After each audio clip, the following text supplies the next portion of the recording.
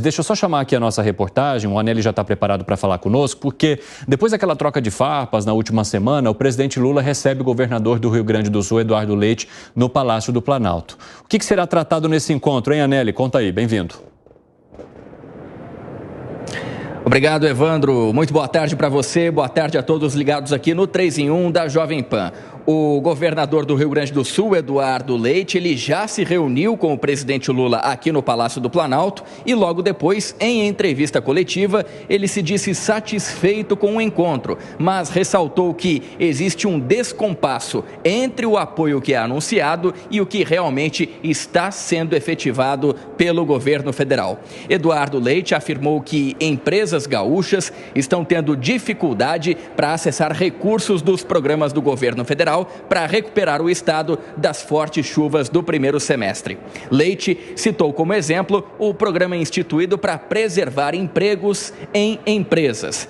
Ele afirmou que a iniciativa precisa passar por uma remodelação de forma a se aproximar daquilo que foi feito durante a pandemia da Covid-19. Na época, na gestão Bolsonaro, o governo federal conseguiu flexibilizar regras trabalhistas com a redução de jornadas e salários para, assim, evitar demissões. Segundo o governador, o programa de manutenção de emprego anunciado por Lula deveria levar em consideração esse outro programa da Covid, porque o Estado prevê 1 bilhão e 200 milhões de reais. Esse era o volume do recurso previsto, então, para o Estado. Só que as empresas conseguiram apenas acessar cerca de 170 milhões de reais, em razão, então, das regras estipuladas pelo atual governo.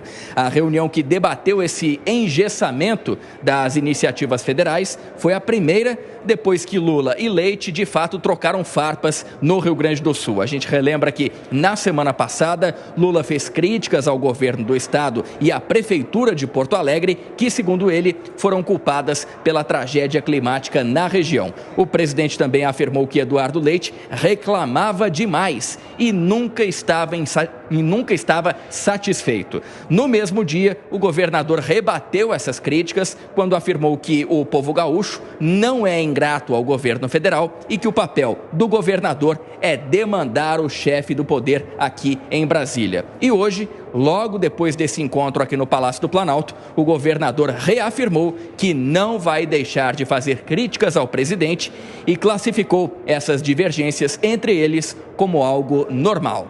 Evandro.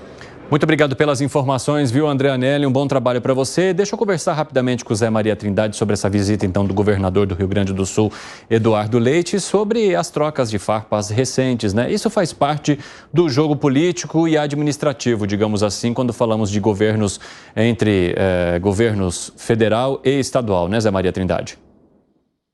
Quando estão de lados opostos na política, né? Não deveria. Na verdade, não há no Brasil uma legislação ou mesmo uma cultura pública, né, de se lidar com grandes catástrofes, como foi a pandemia, onde o ex-presidente Jair Bolsonaro inventou ali uma maneira de preservar impostos que todos comentam até hoje que foi a grande solução. Quando a pandemia começou, os empresários colocaram a mão na cabeça, como diz lá a música, e choraram. O que fazer? Não dava para demitir, fechar, né, os estabelecimentos, todos fecharam, de determinadas áreas.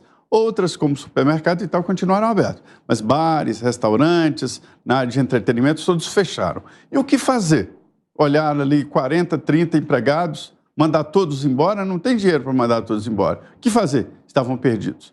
E aí saiu esse plano, né, emergencial, criado ali na última hora, de preservar empregos. Os funcionários ganharam estabilidade, né, de 3 meses, e o empregado ganhou, além de uma linha de financiamento, né, ele não pagava salário durante o tempo de afastamento. E se ele optasse pelo afastamento, ele garantiria a estabilidade para os funcionários depois que eles voltassem. Foi uma engenhosidade muito boa. E agora, lá no Rio Grande do Sul, uma grande catástrofe, e eu tenho notado que quem me procura para reclamar são os aliados do Eduardo Leite. A gente vê claramente que há uma politização.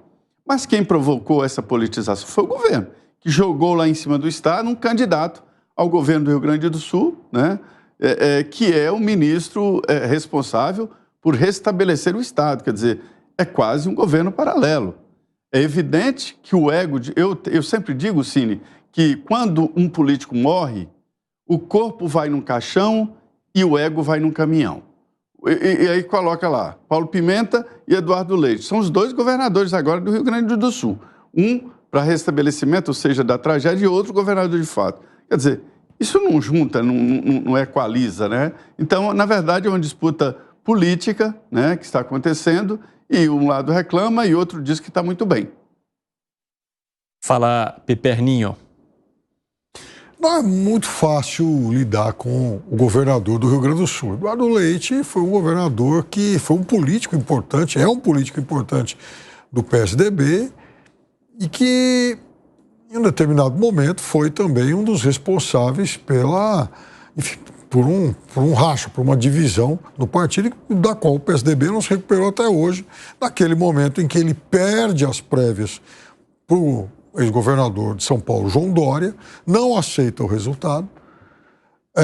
E aí, a partir disso, então, o partido se tornou quase que uma faixa de Gaza e que acabou resultando aí nessa dissolução e logo depois na desistência do próprio Dória, já após ter deixado o governo de São Paulo, e o PSDB não teve candidato nenhum. Agora, ele tem razão numa coisa, nessa queixa em relação à presença do Paulo Pimenta lá no Rio Grande do Sul. Eu nem acho ruim a ideia de que o governo federal tenha alguém lá exatamente para centralizar a execução de uma série de medidas. Mas o problema é a figura do Paulo Pimenta, que é um político também importante e de quem se imagina, de quem se suspeita será o candidato do PT ao governo em 2026. Muito bem. Eu acho que o governo, tanto o governo quanto o PT, tem uma forma para acabar com essa dúvida e pelo menos diminuir um pouco essa tensão. É o Paulo Pimenta anunciar, olha, eu não sou candidato ao governo. Até porque o PT teve um candidato competitivo em 2022. Não custa lembrar que o candidato do PT que disputou o governo do Rio Grande do Sul, ele quase tira o próprio Eduardo Leite do segundo turno.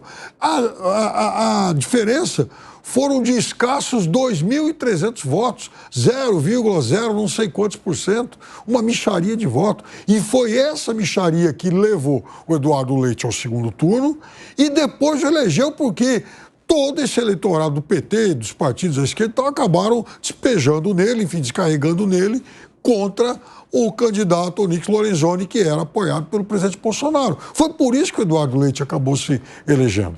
Então, esse tipo de picuinha política não pode atrapalhar um tema tão importante como é a recuperação do Rio Grande do Sul. O governador claramente quer marcar presença, é verdade, mas ele também se sente incomodado por essa, digamos, cogestão em seu próprio território. Arremate, Gani. Eu vejo que o governo federal colocou literalmente pimenta nesta relação.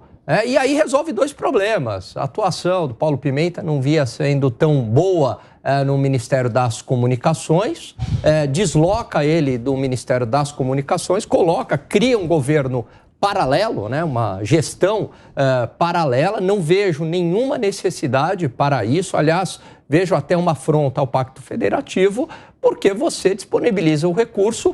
O Eduardo Leite, que está lá junto com a sua equipe, é que vai disponibilizar os recursos, fazer as obras da melhor forma possível. Ele conhece a realidade do local muito melhor do que o governo federal, por mais que o Paulo Pimenta esteja ligado ao Rio Grande do Sul. Então, é uma estratégia eleitoreira mirando para 2026. E a relação aí do presidente atual com os demais governadores não anda das melhores. Ele mesmo vem reclamando bastante disso. Só uma última coisa. Eduardo Leite não é fácil. No começo do governo, o presidente Lula reuniu todos os governadores e pediu para que cada um apontasse, indicasse 3 projetos em seus estados que o governo federal iria, então, entrar com grana. Aqui em São Paulo, por exemplo, foi o trem intercidades, metrô, enfim, o túnel lá, enfim, que separa Santos, Guarujá e tal. Qual foi o único que não fez isso? Eduardo Leite, que não apresentou 3, levou 19. Sim, foi. Lembram disso? Quer dizer, ele é difícil, né?